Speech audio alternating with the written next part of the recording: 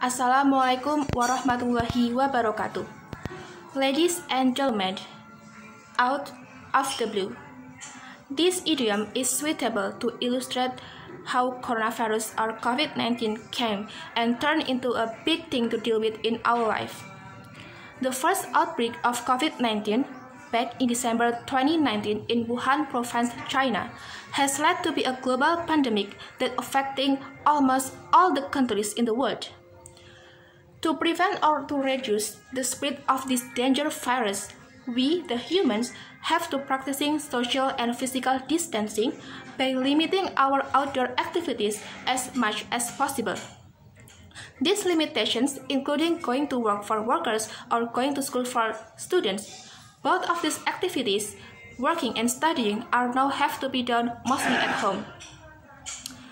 In this opportunity, I would like to talk about the topic related to this pandemic, but I am not going to talk about how we maintain our health or how we can get to know the symptoms of COVID, but I would like to talk about something more specific, which is the education system in Indonesia during this pandemic.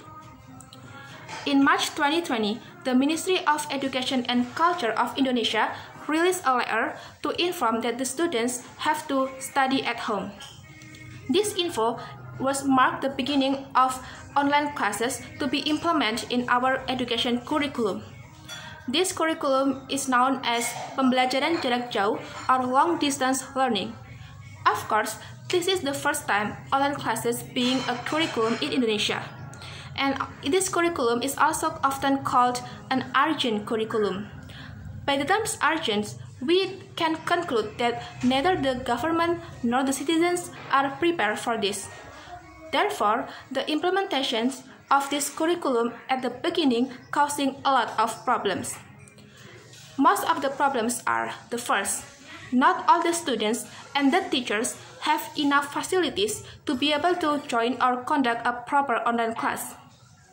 To be able to join or conduct a proper online class, the participants in this context, the teachers or the students are needed to at least have one gadget and internet access.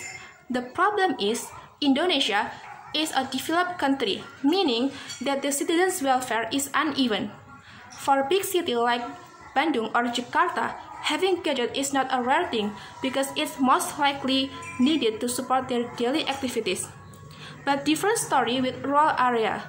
The citizens in rural area before pandemic not usually having a gadget, and it wasn't a big deal.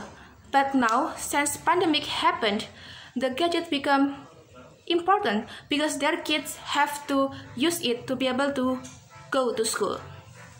The second problem is that by this new curriculum, the students are forcing to be able to learn alone or study independently. But not all the students have the capability to study this way. Some of them is needed to attend physical class to directly meet the teachers to be able to understand the material or the lessons. And it can affecting their grades.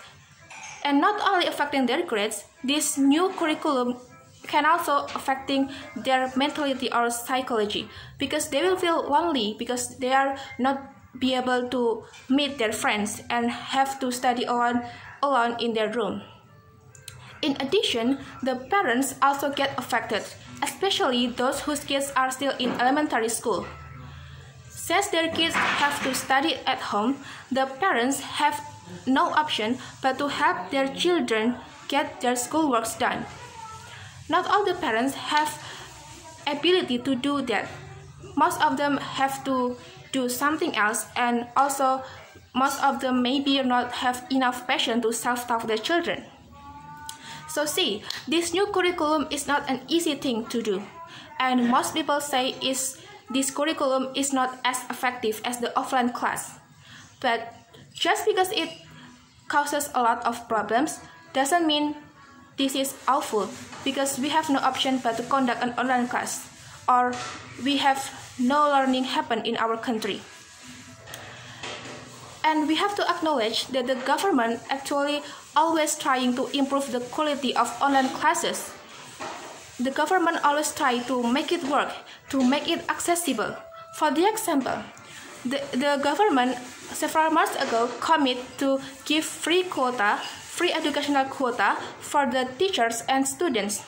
This quota can be used to access websites and also applications that support the learning process. For the example, Yenius, Ruang Guru, Google Classroom, and Zoom. So we can use this quota to be able to conduct a proper online class.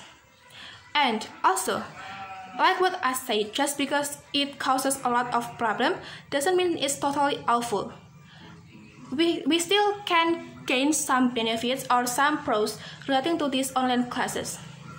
The first, learning independently is not easy things to do.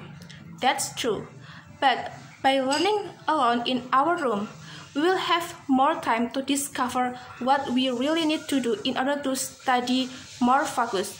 We will discover the actual study method that actually works on us. We have more time to discover our new hobbies. We have more time to attending some webinars or some online classes by another foundation or platforms that we can learning new things that are not be able to be taught at school. We can gain new positive things and improve our quality. We can gain self-growth because of this self-learning. And the second, we can be more expert and wise in using technology. Who here is not used to attend video conference before pandemic? Let me join the club. But since online classes, we are forcing to attend Zoom classes or Google Meet classes, or we even have to make the room for video conference. So I must say that this pandemic can make us be more able to use technology. And most of them before pandemic maybe just use internet to surf in social media. But now we know how to edit videos, how to sending emails, how to make room for video conference, etc. We have to remember that we live in technology era anyways. We live in under the revolution 4.0, etc. And to be able to learn technology, to use technology in a wise way is really important. That's what the COVID-19 teach us, to use technology wiser and more efficient. So it makes me remember of a quote for Hans Segal, which is, without bad, there is no good, and without good, there is no bad. And we have to live and face it. So, ladies and gentlemen, I don't know what would happen next.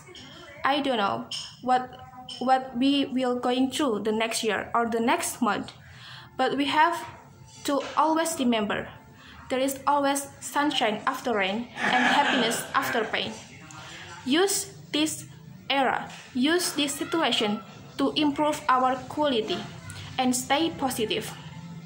Who knows, maybe this pandemic will result a great technician or entrepreneur in the future. Maybe it's you, maybe it's me, or maybe it's us. That's all from me. Wassalamualaikum warahmatullahi wabarakatuh.